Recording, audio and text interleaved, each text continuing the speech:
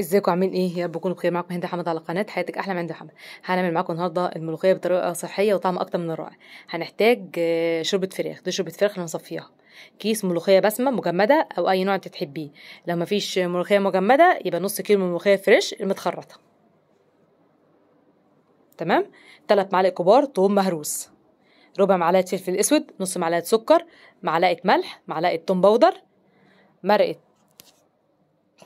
الدجاج الفوريه من كنور، مرقه الخضروات الفوريه من كنور. تمام. انا هعمل معاكم النهارده يا جماعه الملوخيه بطريقتين. هنعملها بالطشه، فيها دهون سمنه بلدي مع زيت ذره، والطشه بالثوم من غير دهون. كده مقاديرك قدامك، يلا بينا نبدا في الوصفه. يلا هنحط حله الشوربه على النار. اول لما الشوربه تغلي هنزل بالبهارات بتاعتي. ايه البهارات بتاعتي؟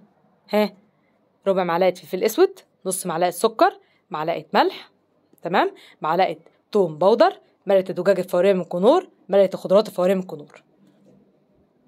انا فكيتهم وحطيتهم زي ما انتم شايفين كده.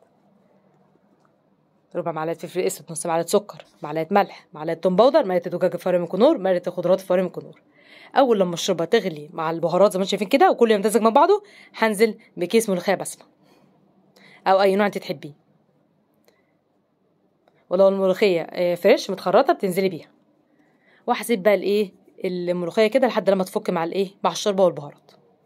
اروح اعمل بقى طشه الملوخيه. اول حاجه طشه بالدهون. دي معلقه صغيره ممسوحه سمنه بلدي مع زيت ذره. هجيب الاسباتولا، تمام، وهمسح بيها همسح السمنه البلدي والزيت بكل الطاسه. وهنزل بمعلقتين كبار توم مهروس، وهقلب كله مع بعضه كده لحد لما الثوم يصفر. اول لما الثوم يصفر هنزل بمعلقه صغيره كزبره ناشفه اهو زي ما انتم شايفين كده. وهقلب الثوم على الكزبره كده، تمام. وبعد كده هنزل بمعلقه كبيره من الخل ونقلب كله مع بعضه.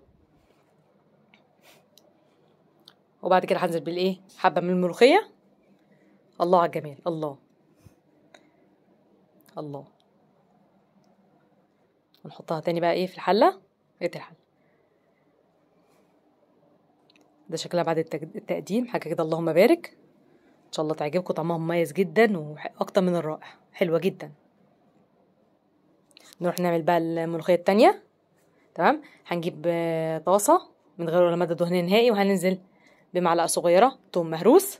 تمام. انا دي كميه صغيره، ماشي، التانية كميه كبيره. هنا الطاسه من غير ماده دهنيه نهائي، نزلت بمعلقه صغيره توم مهروس. هقلب التوم لحد لما التوم اصفر. هنزل بنص معلقه من الكزبره ونقلب كله مع بعضه كده. بعد كده هنزل بمعلقه صغيره من الخل واقلب كله مع بعضه.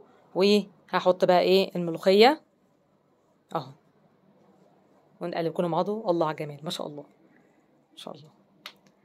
ده شكلها بعد التقديم. الفرق ما بينهم، الفرق ان التانية فيها طعم سمنه بلدي، طعم بسيط كده من سمنه بلدي، ودي ما فيهاش طعم سمنه بلدي. هو ده بس الفرق. لكن البهارات والشوربه والملوخيه لا، الاساس واحد.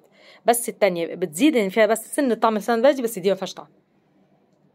قد بيها مع رز بالشعريه وفراخ مشويه. ان شاء الله تجربوها تعجبكم. معموله بطريقه صحيه 100%، وطعمها مميز وجميل جدا جدا جدا. جربوا الملوخيه بالطريقه دي هتعجبكم جدا جدا جدا. ان شاء الله جربوها تعجبكم. لو عجبك الوصفه لايك واشتراك في القناه، ويا ريت تدعموني بالاشتراك. والسلام عليكم ورحمه الله وبركاته.